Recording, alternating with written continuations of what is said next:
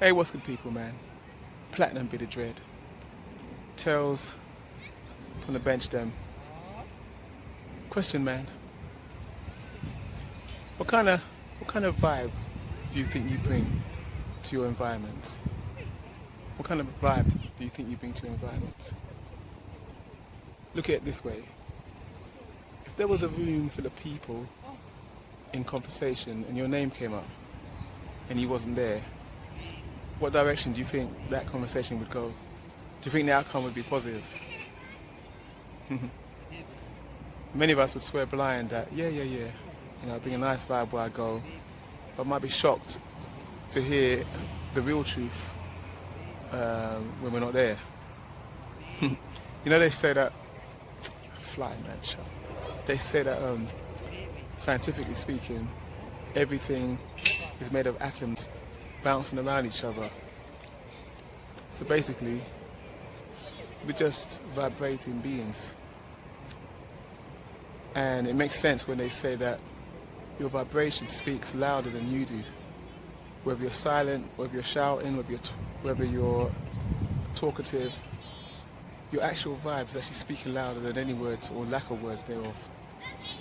Sometimes you might see someone for the first time and be in their presence and there's something off. They haven't said anything, but there's something off. Or likewise, there might be someone who might appear arrogant. They might actually be confident, really. But there's something in their spirit that you're drawn to, and you just know that underneath all of that, it's like, I'll give you an example. Look at Muhammad Ali, or Bruce Lee, for instance. Many people, on the surface of it, would have said they were arrogant because of their confidence. But if you were in their presence, or if you were open, you'd see that they weren't arrogant people at all. They were just confident. But it wasn't what they said or lack of what they said. It was their spirit, their energy, their vibration that spoke to you. It's no different for everyday human beings. Let's take music, for example. That's another analogy I like to use. When you put notes together and strike a chord, if one note is off, again, music is vibration. If one note is off, it sounds pleasant to the ears, and it's no different. It's no different to human beings. You just feel it. Something is off. I remember when my younger brother Charlie was a lot younger, probably about 11 or so, and we was having a conversation. I don't remember what it was about, and he said some people give off a certain kind of aroma. And we all cracked up and started laughing. He said, no, you mean aura. And he swear blind. He said, no, not aroma. And he was the kind of child, person that he will tell you that a lemon is red or pink when you're looking at it, and it's plain to see that it's yellow. And he'd argue his case, even if he was the only one. And I also say to him that he'd make a really good lawyer.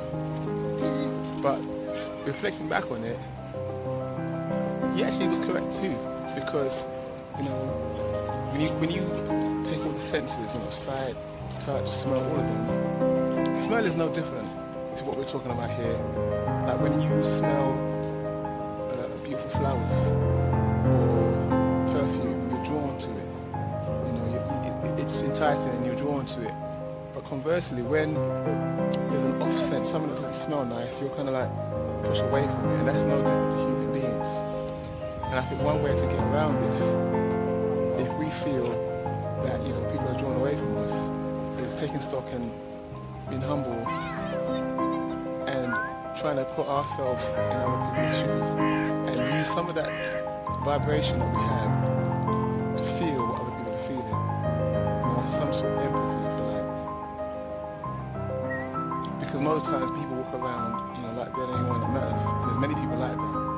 And they're horrified when they find out that such and such people don't like them or not drawn to them.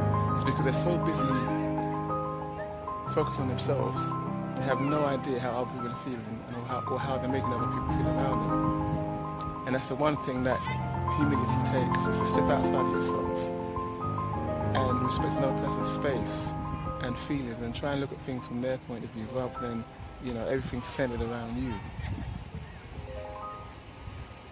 But anyway, that's my thoughts. Everything I'd add is this. Remember, as we live and breathe, we're leaving what I would call a legacy of energy. So how we make other people feel now will very much determine how people see us when we're gone. Anyway, what's your thoughts, man? What kind of energy do you think you bring to your environment? Platinum bearded dread. Tell us upon the bench then. Don't forget, hit the like button, subscribe or something, and we'll do this again. Shit, man.